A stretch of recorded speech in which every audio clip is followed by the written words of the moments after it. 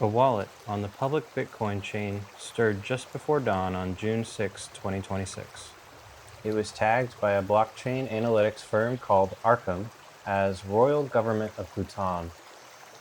The wallet sent 738 Bitcoin to a brand new address in roughly an hour. At the morning price, that's about $45 million. The transfer cleared without a press release. By the time the kingdom's own ministries opened for the day, the news had already traveled the world. A small mountain country sold a piece of its sovereign Bitcoin reserve, and the world watched the sale on the same chain that held the coins.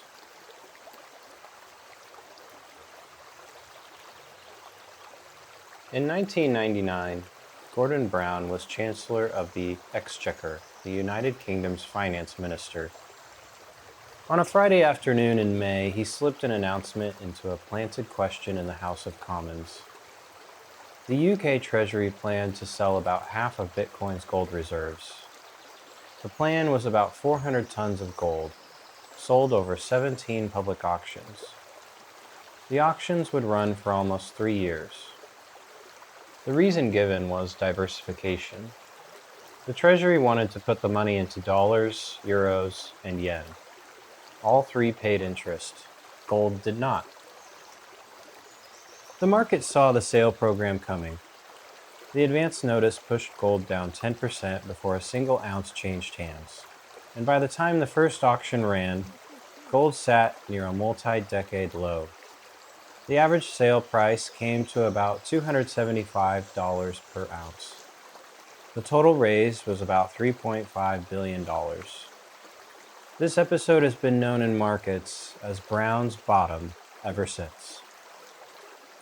A small to mid-sized country sold a hard asset reserve in public. The publicity itself made the price worse for the seller.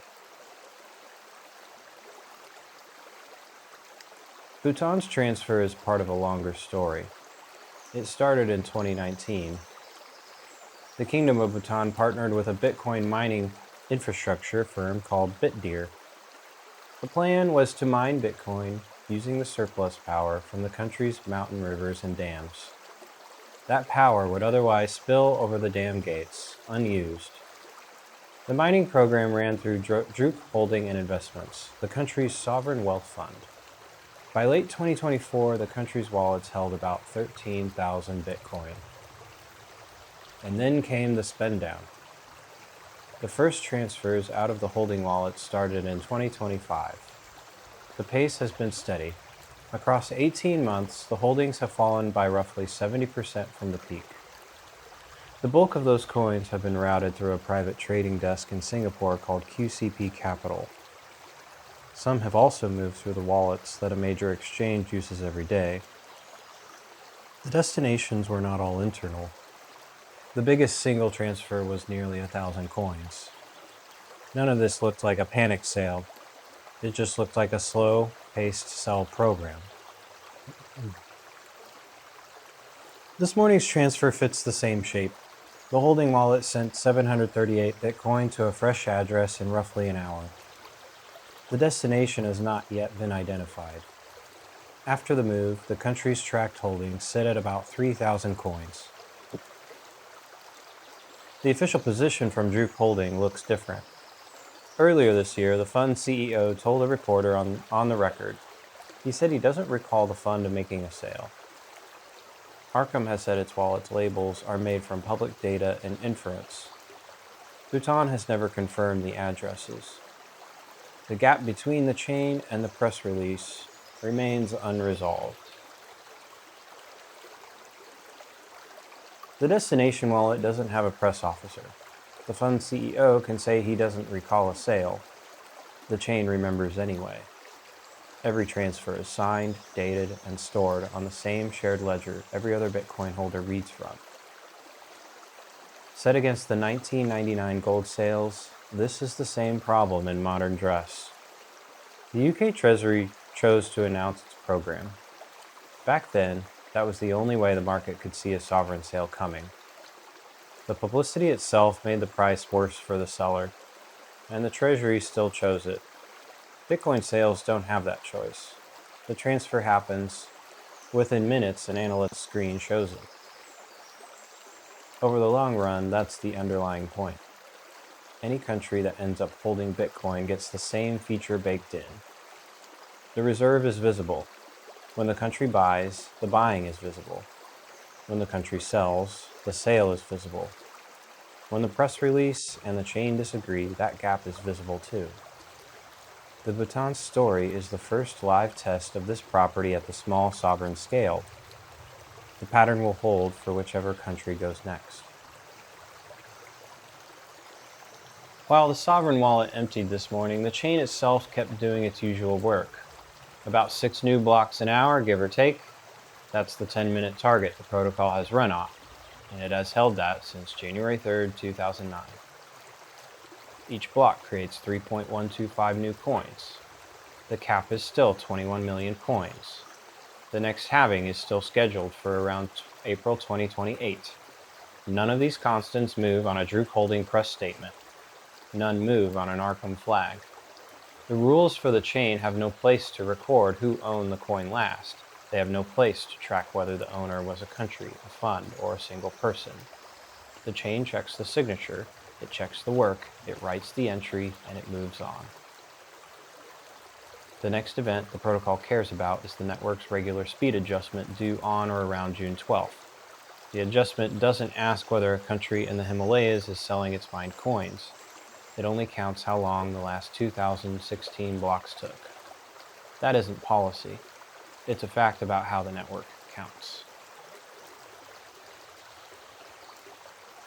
Does a $45 million sale actually matter for the price of Bitcoin? On its own, no. The day before this morning's transfer, US Bitcoin ETFs gave back over $325 million. That's roughly 7 times the size of today's Bhutan move in a single day. The 738 coin transfer is real money.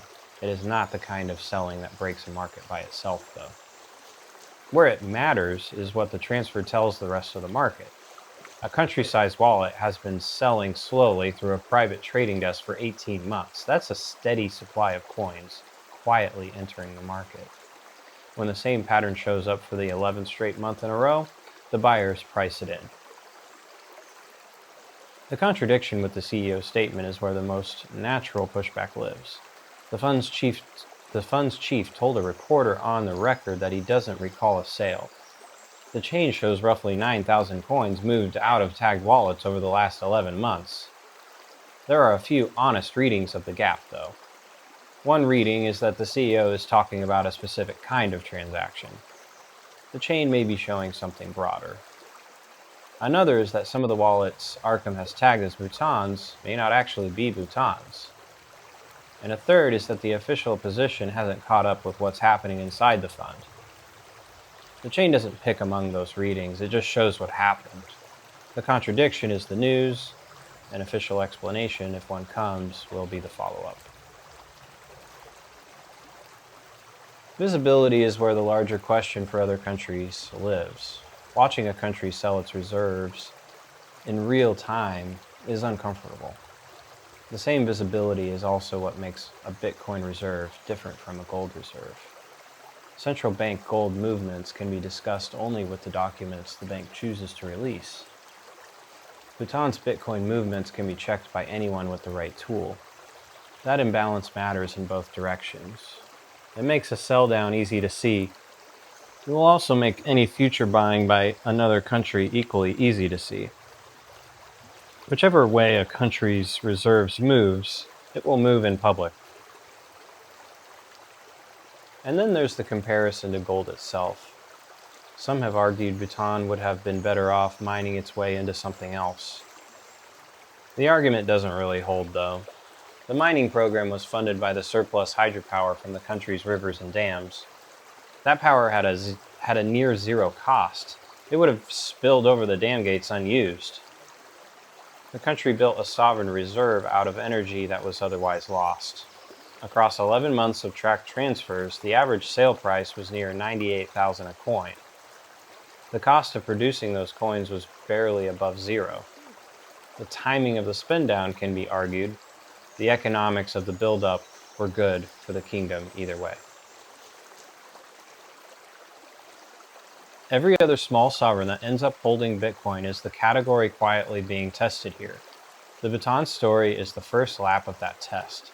The country built a reserve out of stranded hydropower. The country has spent down most of the reserve in public view. Both legs are visible to anyone with a window into the chain. The next sovereign that walks the same path will start with the visibility already in place. There will be no choice about whether to publish a press release first. The chain will publish for them.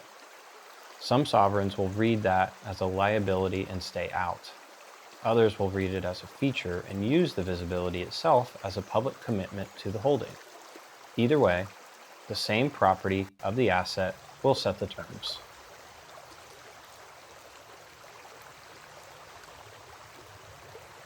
Thanks so much for joining me today. It means a lot that you're here. This channel will keep tracking a few threads on this story. If you want to keep following this thread, subscribe and hit the bell and stay in the loop. Take care, everyone, and we'll see you on the next one.